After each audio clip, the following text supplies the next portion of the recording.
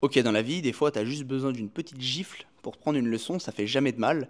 Et aujourd'hui, je suis là pour ça. Des gifles, je vais t'en donner 7. Évidemment, t'inquiète, tu peux baisser ta garde. C'est juste des petites leçons que j'ai apprises dans ma vie et que je vais te partager aujourd'hui. Que tu sois dans la vingtaine, ce qui est génial parce que grâce à ces conseils, tu vas réussir ta vingtaine.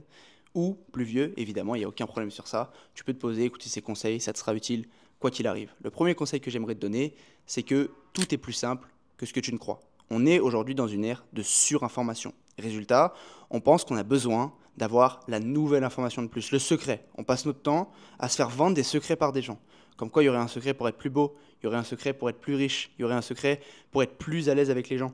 Sauf qu'aujourd'hui, encore une fois, dans cette ère de surinformation, tu as déjà tout ce qu'il te faut pour réussir. La vérité, c'est que dans tous les domaines, en appliquant les bases et en appliquant la loi de Pareto, c'est-à-dire les 20% d'efforts qui font 80% des résultats, bah, tu peux déjà être meilleur que 99% des gens. Mais quand je te dis que dans la vie, tout est bien plus simple que ce que l'on veut te faire croire, ça ne veut pas dire que tout est facile. Par exemple, il n'y a aucun secret pour être capable de courir un marathon. Il faut que tu fasses une préparation entre 12 et 15 semaines, que tu cours une journée 5 km, une autre 10 km, une autre 15 km. En gros, que tu aies une préparation, un process précis.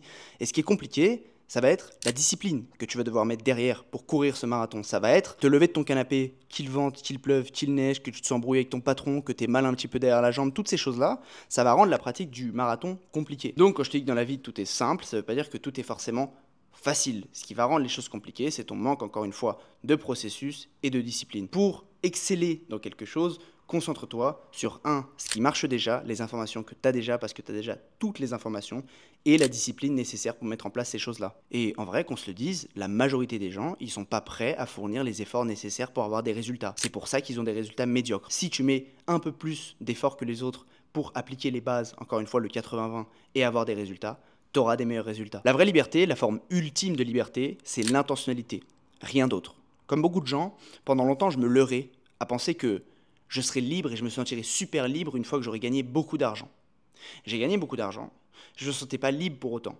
Parce qu'en gagnant beaucoup d'argent, on peut s'enfermer dans une prison dorée. Encore une fois, la vraie liberté, c'est ne pas vivre une vie par défaut, c'est être intentionnel avec tout ce qu'on fait. Être intentionnel avec tout ce qu'on fait, c'est se demander pourquoi on fait les choses. C'est se demander comment on peut en permanence aligner nos actes et nos pensées. Si jamais aujourd'hui tu gagnes beaucoup d'argent, mais que tu travailles dans un cabinet de conseil qui ne te plaît pas, avec un patron qui t'insulte toute la journée et que tu sens que tu n'as pas de temps à consacrer pour tes amis, ta famille, tes loisirs, etc., tu n'es pas vraiment libre. Alors évidemment, l'argent, c'est un des outils qui peut potentiellement t'offrir plus de liberté. Ça peut t'offrir plus de liberté parce que ça t'offre des options.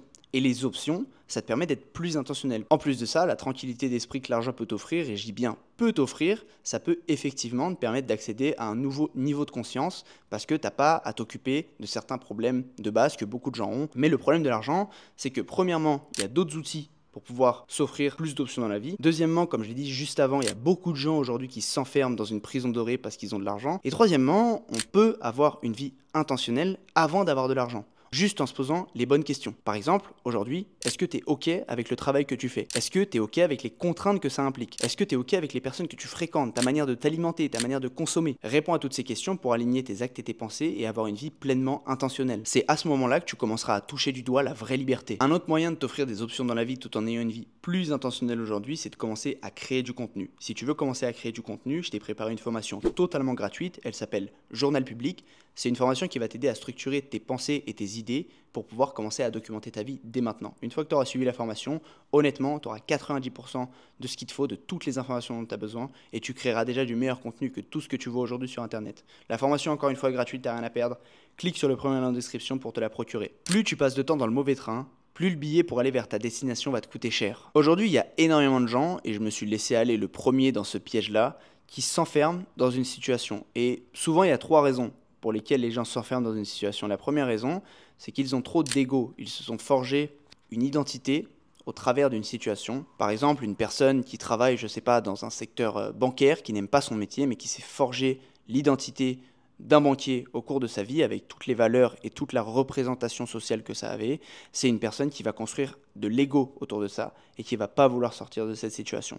La deuxième chose qui fait que les gens s'enferment très souvent dans une situation, c'est parce qu'ils pensent que c'est comme ça que ça doit se passer. En général, c'est le cas pour les études, c'est le cas pour les gens qui, depuis la naissance, se disent qu'ils ont un chemin tout tracé, mais qui se rendent compte finalement que ça ne leur plaît pas tant que ça. Mais ils restent un petit peu, encore une fois, c'est aussi une question un peu d'identité, dans cette idée qu'ils doivent absolument rester dans ce chemin parce que c'est tracé pour eux. La troisième chose, et ça a plus à voir avec les gens qui se lancent plutôt dans un chemin entrepreneurial, ça m'est arrivé énormément de fois dans des projets que j'ai lancés, c'est le biais des coûts irrécupérables. C'est un biais psychologique qui nous pousse à nous attacher à un projet quand on a des coûts par rapport à ce projet. Quand on va au casino, quand on commence à dépenser de l'argent à la roulette et qu'on perd de l'argent, eh ben on a un biais des coûts irrécupérables. On a engrangé beaucoup de frais, beaucoup de coûts dans cette opération et il faut absolument qu'on récupère nos coûts. Donc on continue, on s'enfonce. C'est pareil pour beaucoup de gens, c'est pareil pour beaucoup de projets, notamment entrepreneuriaux. Il faut savoir quand arrêter. Ça, c'est un énorme problème d'intentionnalité. Si aujourd'hui tu sens que tu n'es pas dans le bon train, n'aie pas peur de sortir de ce foutu wagon. Et je sais à quel point ça peut faire peur. Dernièrement, j'ai été aussi touché par ça. Par exemple, j'ai eu une grosse restructuration sur le contenu de ma chaîne YouTube. Je me demandais ce que je devais faire et c'était un mélange d'ego, d'identité que j'avais par rapport à ce que je devais représenter pour les personnes qui me regardaient et aussi de biais des coûts irrécupérables par rapport au contenu que j'avais déjà fait. Donc c'était un mélange des deux. Et ça faisait peur au début, ça faisait peur, mais je me suis dit, et c'est ce que tu devrais te dire, que tu as encore du temps. Si tu es dans ta vingtaine, même dans ta trentaine, même ta quarantaine, tu es jeune, tu as du temps, tu peux te dépenser ce temps pour changer de voie. C'est jamais perdu, c'est pas parce que tu t'es engagé dans une voie que tu dois y rester absolument. Donc sors de ce train. Et tu remarques bien que quand je te parle de ça, je te dis de changer de chemin, pas de revenir en arrière. Il ne s'agit pas de perdre tout ce que tu as acquis. Tu perds jamais tout ce que tu as acquis. Personnellement, j'ai fait des études, j'ai pas perdu ce que j'ai acquis pendant mes études. Je sens que j'ai acquis des compétences pendant mes études. Mais il suffit à un moment juste de laisser aller ton identité et de te dire que tu n'es pas, encore une fois, dans le bon wagon. Il faut lâcher ce wagon parce que le plus vite tu lâches, le plus vite ce sera bénéfique. Parce que si tu restes trop longtemps dans ce wagon, encore une fois, le billet vers ta vraie destination sera très cher et t'en paieras le prix. Vaut mieux avoir perdu quelques mois à faire quelque chose qui ne te plaisait pas que perdre toute une vie dans un chemin qui ne te ressemble pas. Les regrets naissent de l'inaction, pas de l'échec. Bizarrement, on a tous peur d'échouer avant de se lancer dans un projet.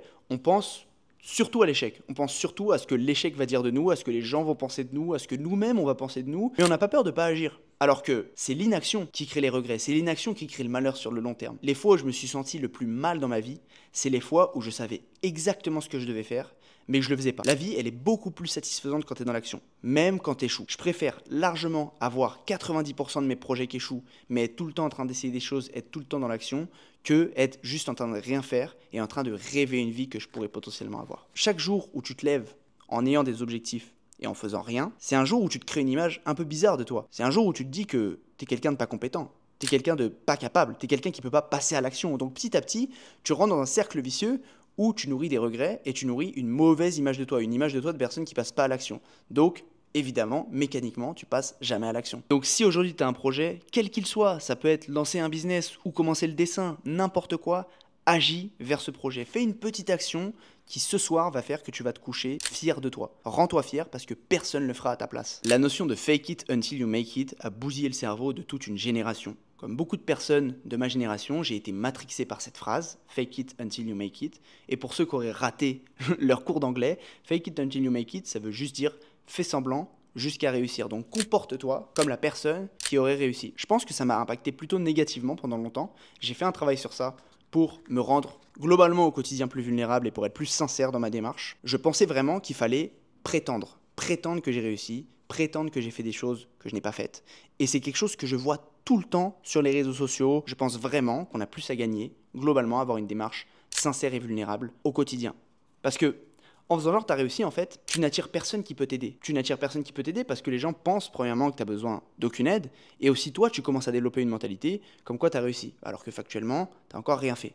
Donc, montre-toi vulnérable. N'aie pas peur de parler de tes problèmes aussi. Parce que si tu passes ta vie à penser que tu peux tout faire tout seul, il y a toujours un moment donné de ton parcours où tu vas être bloqué. Tu auras besoin des autres. Tu auras besoin de personnes, tu auras besoin de mentors, tu auras besoin de proches. Donc arrête de faker, apprends à parler de tes faiblesses et accepte de te faire aider. La majorité de tes problèmes ne sont pas réels. Ils sont dans ta tête. Alors quand je dis ça, je sais, ça fait criser beaucoup de gens.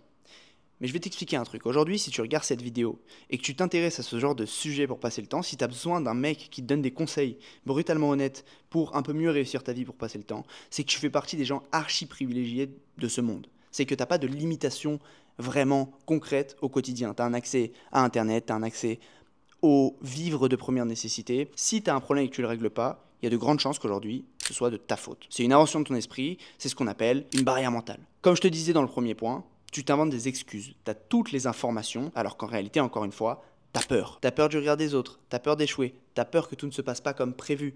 Et ces peurs, elles sont normales. Irrationnelles certes, mais elles sont normales. Moi aussi, je les ai, et je les ai eues pendant très longtemps. Mais il y a quelques mois de ça, j'ai commencé à faire un truc, et je vais te donner ce conseil-là que j'ai appliqué à moi-même, qui m'a beaucoup aidé.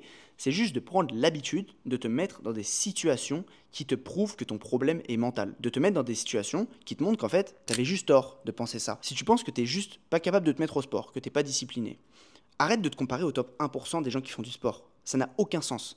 Arrête de te comparer, si tu veux commencer à courir, aux gens qui courent des ultramarathons. Va courir 10 minutes. À partir du moment où tu auras couru 10 minutes, tu as une seule preuve, mais une preuve ultra suffisante, que tu es capable de te mettre au sport. Juste avec une petite action, tu as juste un feedback, tu as juste une preuve que c'est possible et qu'il y a beaucoup de choses qui étaient dans ta tête. Prends l'habitude de faire ça et dans une certaine mesure, tout deviendra possible pour toi. Si ton comportement est différent dans la réussite et dans l'échec, tu seras toujours malheureux.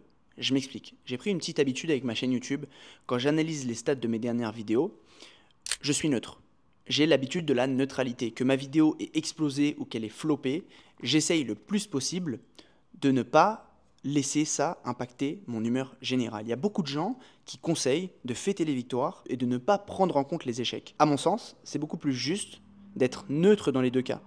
De se dire qu'ok, c'est juste une étape du processus et qu'il faut continuer, avancer. C'est quelque chose qui me permet de me préserver en termes de changement d'humeur. Si je commence à laisser tout ça m'impacter, j'ai trop de gros changements d'humeur. Être très heureux quand une vidéo marche extrêmement bien, être très malheureux quand elle ne marche pas, pour moi, c'est pas viable sur le long terme et ça me rend plus malheureux qu'autre chose. Et c'est quelque chose que j'ai remarqué dans beaucoup d'autres domaines. Là, je prends mon exemple parce que je fais des vidéos sur Internet et que je dépends des statistiques pour pouvoir attirer des gens et gagner ma vie.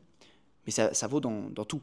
Essaye d'être le plus neutre possible, que tu gagnes ou que tu perdes. Et ça ne veut pas dire qu'il faut être toujours stoïque et toujours faire la gueule, ça ne veut pas forcément dire ça. Évite ces pics de mood, d'humeur dans ta vie, et tu verras, sur le moyen long terme, tu seras moins malheureux parce que tu auras moins de variations d'humeur. Parce qu'en réalité, faire dépendre ton humeur d'un résultat, c'est juste faire un rodéo émotionnel. Le truc, c'est que, et je vais reprendre mon exemple, je ne peux jamais contrôler à 100% la réussite ou l'échec d'une vidéo. Et toi, tu ne peux jamais contrôler à 100% la réussite ou l'échec d'un projet. Mais par contre, ce que tu peux contrôler, c'est le processus. C'est tout le chemin pour arriver à l'objectif. Kiffe le processus, kiffe tout le chemin, toutes les choses et toutes les actions que tu vas mettre en place pour arriver à cet objectif. Mais le reste, ça dépend absolument pas de toi. Donc dans la réussite comme dans l'échec, essaie de te rappeler de ça. Ce qui me tient le plus à cœur aujourd'hui dans la vie, c'est d'avoir une vie intentionnelle. Parce qu'avoir une vie intentionnelle, ça me permet d'être libre. Et être libre, ça me permet d'être heureux.